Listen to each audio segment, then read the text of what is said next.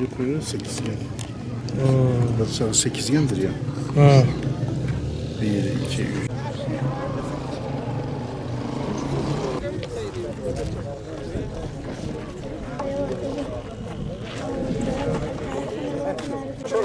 Nana lebar kya kiri abi. Lebar şaş koşuya kiri abi. Hayır koşuya kiri.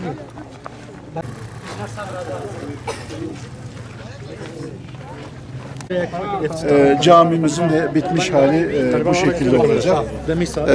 Tamamen böyle Kubbetü Sahra'yı andıracak. Mescid-i Aksa'mızı bizlere unutturmayacak bir görselle inşallah burada camimizi inşa edeceğiz. Euzubillahimineşşeytanirracim. Bismillahirrahmanirrahim. Afganistan'daki yardım çalışmalarımıza devam ediyoruz. Gazne şehrinin Melikdin köyündeyiz. Bu köyde yaklaşık 40 bin kardeşimiz yaşıyor. Gerçekten de emperyalistlerin özellikle bu köyden kovulmasında çok büyük faydaları olan ve mücadelede hep ismini tarihe yazılan değerli kardeşlerimiz var ve burada da şu an çok büyük bir kompleks var. Hem ilkokul, hem ortaokul, hem Darul Hadis, hem Darul Tefsir ve bununla beraber hem kızlar için ayrı hem de erkekler için ayrı ve bununla beraber yatılı yerleri de yapılacak. Büyük bir kompleks olacak. Yaklaşık 1500-2000 kişilik bir eğitim yuvası olacak burası.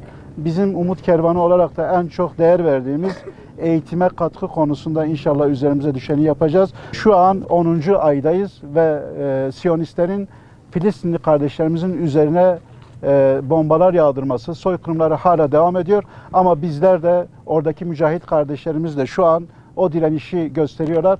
Bizler de burada onların anısına Aksa Camisi'nin temelini atacağız ve burada 2000 tane kardeşimiz, öğrencimiz, talebemiz eğitim göreceklerdir ve onlar bu ruh ile inşallah yetişeceklerdir. Burada bu camimizi de en kısa zamanda bitirerek kardeşlerimizin istifadesine sunacağız.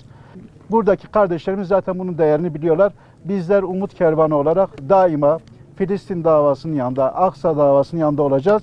İnşallah buradaki belki görselde Kubbetü Sahra olacak, namazlarımızı kılacağız. Ama inşallah özgür bir şekilde Aksa Camisi'nde hep beraber orada namazlarımızı kılacağız.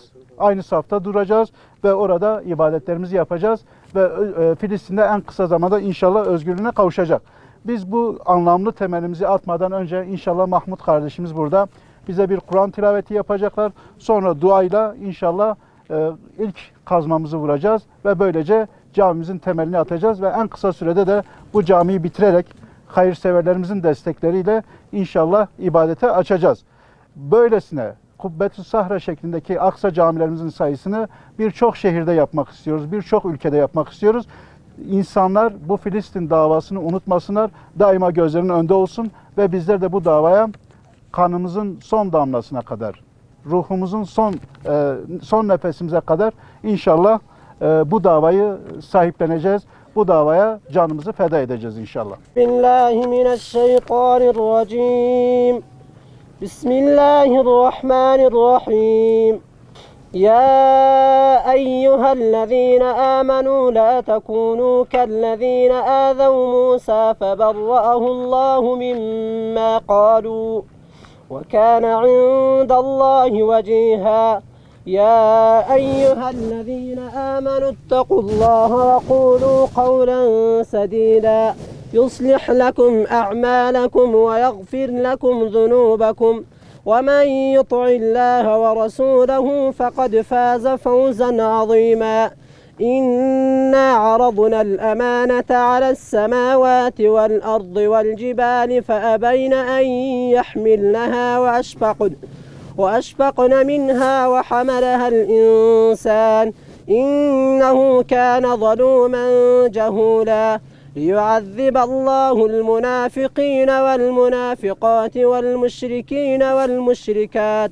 على رسول خير خلقه محمد وآله وصحبه أجمعين. آمين. اللهم ربنا تقبل منا إنك أنت السميع العليم وتب علينا إنك أنت التواب الرحيم.